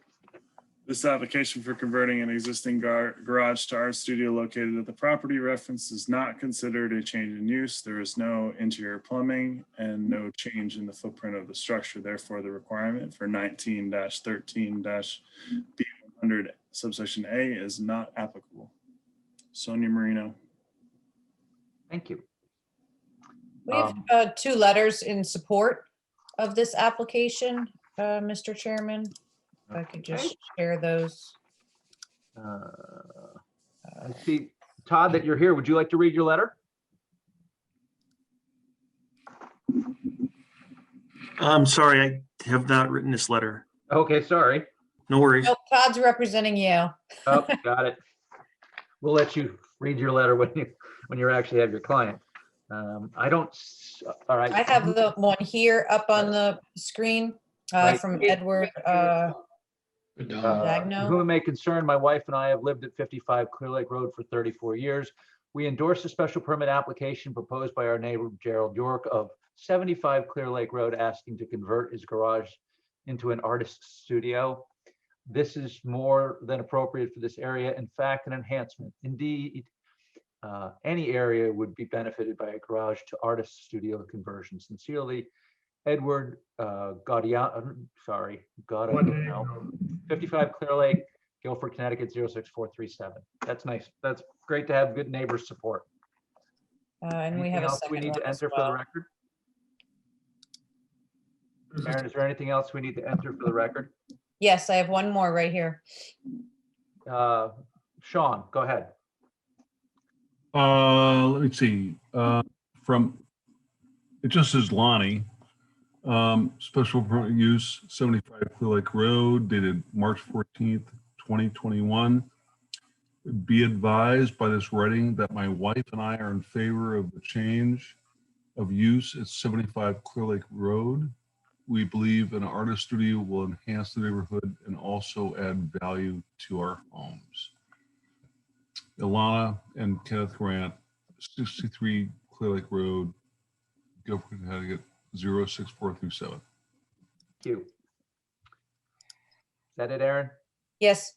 Would someone, is the commission comfortable waiving the second public hearing for the special permit? So moved. Second. Okay, I'll call a vote on waiving the second meeting. Frank DeAndrea, Yes. Scott Edmund, Yes. Sean Cosgrove, Aye. Alan Brown, Yes. Jamie Stein, Yes. Richard Wallace, Yes. and I will also vote yes. We will act on your application shortly. Thank Move to you. close. That's what's occurring. I'm not following what's occurring here. So what we do is technically we have a 2-meeting requirement for a special permit. Okay. But if the commission is comfortable by a supermajority vote, we can waive that second public hearing and act on your permit tonight. And so we've received questions, comments, and we've had a motion to waive the second public hearing. And I believe Frank just made a motion to close. Yes. Just one other question. I didn't fully understand the letter by Sonia or something. It was the very first letter. And it said something about a special permit application doesn't apply. That was very confusing. What was that? What it meant, Jerry, was that your particular application for special permit, since it did not include any plumbing to the garage or any expansion, it was not subject to the health code's B100A application requirements. So there's no additional requirements or applications you need to go through with the health department. Okay. That's all she was indicating. Thank you. Sure. We have Frank made a motion to close. Second, Thank you. Frank DeAndrea, Aye. Scott Edmund, yes. Sean Cosgrove, Aye. Alan Brown, Yes. Jamie Stein, Yes, Richard Wallace, Yes, and I will also make a motion to close. Thank you. Let's move on to deliberation of public hearings. Would someone like to make a motion on behalf of Ocean Co? Jamie, how about you? yeah, happy to. Just gotta get it here. Proposed motion voted that the Guilford Planning and Zoning Commission approve a coastal area management and special permit application for Ocean Co. LLC, 506 Whitfield Street, map 29, lot 100, to allow outdoor music at Paz Place Restaurant as described in a special permit application dated 10/14/2020. This application is approved with the following conditions: that music hours are limited to Thursdays, Saturdays, and Sundays. Okay, with Thursdays 5 to 7 p.m., Saturdays 1 to 3 p.m., Sundays 1 to 3 or 3 to 5 p.m., Memorial Day through Labor Day. Was there another condition? Don't believe so. No, that was it. Okay, this application is approved based upon the finding that it conforms with the zoning code and is consistent with the coastal management policies of the state of Connecticut. The special permit is effective on March 26, 2021, and upon filing with the town clerk. Terrific. Thank you. So, Second. thank you, Scott, for the second discussion. Any concerns, any problems? I mean, yes, Richard. I Did believe. I hear believe- the applicant say something about having an event sometime in April? I was That's going what to I say thought, that too, George. George. Yes. I would say, why don't we say April 15th through Labor Day? Or you just say April through September. is That what works too. you're saying. Let's just do that. April Yeah. 1st to Labor Day. So we'll, Jamie, you okay with amending the motion to extend this from April 1st through the end of September? Yes, Thank you. And Scott, I believe you seconded that? Second, yep. Thanks. Okay, back to discussion. Any problems or concerns? The silence is deafening. I'll call a vote. All in favor, Frank DeAndrea, Aye. Scott Edmund, Yes. Sean Cosgrove, Aye. Alan Brown, Yes. Jamie Stein, yes. Richard Wallace, Yes. and I will also vote yes. I'm looking forward to enjoying the music. Okay, next application is for Mr. York. Let's see, who haven't we heard from? Richard, how about if you chirp in with the motion for Mr. York? Mr. York, voted that the Guilford Planning and Zoning Commission approve a special permit application for Gerald P. York at 75 Clear Lake Road, map 95, lot 19, to convert a detached garage into an art studio as shown on an application dated February 8th, 2021, including a preliminary schematic plan drawing. The application is approved with the following condition: that there will be no plumbing in the art studio building. This application is approved based upon a finding that it conforms with the zoning code. The special permit is effective on March 26, 2021, and upon filing with the town clerk. Second. Very good. Discussion? Any problems at all? Like, at all?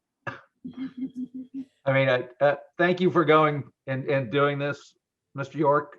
We appreciate you, towing the letter of the law. We seem to get some of these after the fact, and it's great to see people be out front with these. And it's also super to see your neighbors supporting it. So any other questions or comments from commissioners? All I could say is I researched the artist Mr. York just to see what kind of art he did, and it's very impressive. We have some talent that lives in this community. All right. So we have a motion, we have a second. I'll call the vote. All in favor, Frank DeAndrea, Yes. Scott Edmund, Yes. John Cosgrove, Aye. Alan Brown, Yes. Jamie Stein, Yes. Richard Wallace. Yes. I will also vote yes and recommend that you put the air conditioner in because we'll get hot. Terrific. All right. What do we got next, Aaron? Mandatory referral? No, hold on. I jumped too far. New application. We have a few items that are just placeholders under pending applications for the commission. We were granted an extension for another 2 weeks for Dina Natra, pending some septic design work. We have a public hearing set for 1486 Boston Post Road, which is a text amendment. That's scheduled for April 7th. Garrett Sullivan has also granted an extension of an additional 2 weeks pending his engineered plan. And that will be coming to you for April 7th as well. And now you have 2 receipts Okay. under new applications. First one is Greylock Property Group LLC, 2222 and 2240 Boston Post Road, map 78, lots 10 and 11, zones R5 and R8. Petition for zone boundary change to mixed use conservation 2 zone. Receive and set public hearing date for 4/7/21. Also, Robert A. and Darlene S. Goldenthal, 41 Cambridge Way, map 102, lot 59, zone R8, special permit for accessory apartment and a portion of the pool house area. Receive and set public hearing date for 4/7/21. So moved. Thank you. Do I have a second on that? Second. Okay, call the vote. All in favor, Frank DeAndrea, Aye. Scott Edmund, Yes. Sean Cosgrove, Aye. Alan Brown, Yes. Richard Wallace, Yes. Jamie Stein, sorry about the out of order. Yes. I did not forget you. And I will also vote to receive and set public hearings for those. We have a mandatory referral from the town. Share that. Explain what this is for us. This is for replacement of the turf field and track at the high school. Okay, And ventilation and air conditioning systems at Guilford Lakes, upgrades to the elevator at Melissa Jones School, and replacement of a boiler at Cox Elementary School. so I have a letter from our first selectman, Matt Hoey. I'll read it quickly. Philip Johnson, Chairman, Guilford Planning and Zoning Commission, 50 Boston Street, Guilford, Connecticut, mandatory referral. Dear Philip, in accordance with Connecticut General Statute, Section 8-24, I am forwarding the following request to you for your consideration at your March 17th, 2021 meeting. Mandatory referral. The Board of Selectmen at its March 15th, 2021 meeting recommended the Planning and Zoning Commission under CGS 8-24 the following Board of Education projects proposed for bonding: the replacement of the turf field and track at the Guilford High School, upgrades to heating, ventilation, and air conditioning systems at Guilford Lakes Elementary School, upgrades to elevator at Melissa Jones Elementary School, replacement of boiler at Cox Elementary School. The Board of Selectmen also recommended the following town projects for bonding: road reconstruction, coastal resilience projects, as well as improvements to Lake Quanapog Dam. Thank you for your consideration. So we have been referred these and we now send them back to the selectmen, having, is that correct, Aaron? Yes, you would make a Motion to accept. favorable referral. We have a motion from, Phil, I have a question. yes, Aaron or George, do you have any details on the coastal resilience projects? I don't. I think it's a road improvement, but I'm not sure which road it is. Oh, Let me see here.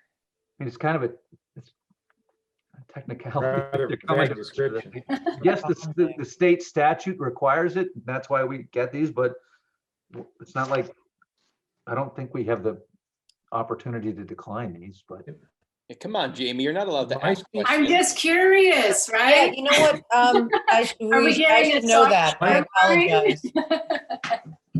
There are quite a few road improvement Might be projects, and chimney I'm not corner, sure which ones came before you It's on your corner. already. I It can. might I can be tell you. Chimney I'll let you Corner know. Road. Thank you, Aaron. Thank you. Sure. It's in Statesman Shed. Oh, and Sage. so I think, Yeah. I think it's Sachem's Head area. As being on, George is right, and I forgot which one it is, because I'm on Public Works also. Oh, okay. You should be our liaison. Come on. Wait till they start the road ordinance. would someone like to make a motion on the mandatory? I got it. referral? The Guilford Planning and Zoning Commission approves a mandatory referral from the Board of Education. No And board a of letter. selectmen. Board of Selectmen. Approve a mandatory referral from the Board of Selectmen in a letter dated received March 15th, 2021. Described miscellaneous Board of Education and town projects. This approval is made with pursuant in section 8-24 for the general Connecticut general status. That's it. Would someone like to Second. second that? Second, Thank you. Any questions, any concerns, discussion? I'll call the vote then. Frank DeAndrea, aye. Scott Edmund, Yes. Sean Cosgrove, Aye. Alan Brown, Yes. Richard Wallace. Yes. Thank you. And I will also vote yes and trust that the town is spending the money wisely. One follow-up question, Aaron, do you know if the standing building committee who does they help support? Like, we have the design committee and we have a couple of committees that kind of support our decision-making. Do you know who the standing building speaks to? Because it seems like they should be involved in these kind of refers as well. They are. I know they do town buildings. George, maybe you can, I'm not sure if they're involved in school buildings or if school is their own entity. Do you? But school had their own. Yeah, I don't think they deal, I facilities. don't think they deal with school projects. They're a committee advisory to the Board of Finance, I believe. Oh, okay. But that's a good question. They deal with buildings. I don't think they deal with Board of Ed projects though, but I'm not 100% certain of that. Curious. Thanks. Our last item of business on the agenda this evening is Yale New Haven Hospital. 111 Goose Lane, map 75, lot 13, zone C2 is requesting an extension of an approval for placement of temporary COVID sample collection facility at the Shoreline Medical Facility to December 31st, 2021. The site conditions will be restored to prior conditions by May 1st, 2022. Structures and trailers will be removed by February 1st, 2022. Todd, hi. Are you here to present that one? Yes, how are you? I'm great. How you doing tonight? Not bad. So Todd was here roughly 6 to 8 months ago, I guess, in preparation of all of the COVID temporary testing facilities. It's clearly been a great resource to have in town for us. And given our projected path, looks to be needed a little bit longer through the dates that you just mentioned, Phil. I don't know if the commission has any questions regarding that. Just Well, an extension, right? It's an Correct. extension, correct? I'm hopeful that we have a lot less activity, but I'm hoping we can take it apart sooner than later. that'd be great, wouldn't it? Mhm.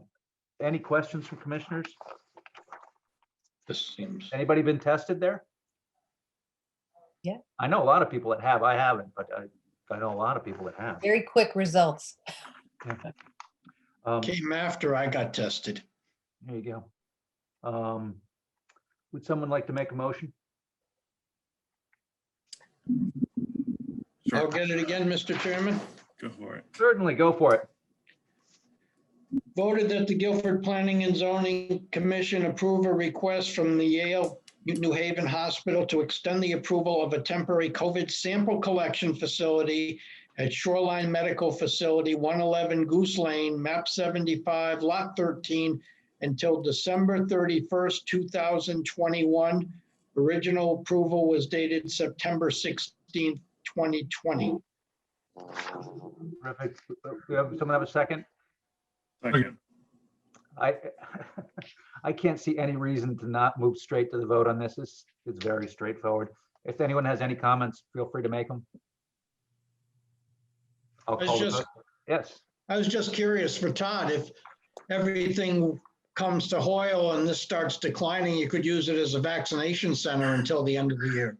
We can't honestly, because we require the people to wait 15 minutes after they get the shot to make sure there's no allergic reactions, and we don't have the space for 15 minutes worth of cars.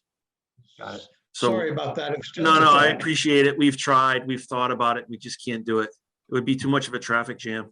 Yeah, thank you And my for not second. trying to make it work. Right. Force fitting it, so to speak. Right.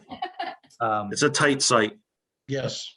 We have a motion and second. I'll call the vote. Frank DeAndrea, Affirmative. Scott Edmund, Yes. Sean Cosgrove, Aye. Alan Brown, Yes. Jamie Stein, Yes. Richard Wallace. Aye. I will also vote yes. Thank you very much for being patient. and- Thank you, and- Todd. Thank you. Take care. Have a good one. You too. I reviewed the minutes and the only comment I had was, I don't think they reflected our waiving of the second public hearing for the special permit. If that could be added, that would be terrific. Yep, we took care of that. Okay. Thanks. In that case, the minutes appear to be substantially correct. Would someone like to make a motion to approve those? So So moved. moved. I'll second. Thank you. Second. I will call the vote. Frank DeAndrea, That's affirmative. Scott Edmund, Yes. Sean Cosgrove, Aye. Jamie Stein, Yes. Alan Brown, Yes. Richard Wallace. Yes. I too. I would like to thank each of you for coming out on St. Patrick's Day. And I have a little special something to read for you. May the blessings of light be upon you, light without and light within. The blessing sunlight shine on you and warm your heart till it glows like the great peat fire. In all your comings and goings, may you ever have a kindly greeting from them you meet upon the road. Happy St. Patrick's Day, people. Thanks, Thank you. Phil. Would someone like to make a motion to adjourn? So moved. Thank you. Again. Take a show of hands. By a show of hands. Take Happy care, St. everyone. Patrick's Good Day. night. Happy St. Unanimous Patrick's consent. Day. Take care. Bye-bye. You. Bye. Hello, Brian. Thanks for joining us. Thank you, Erin.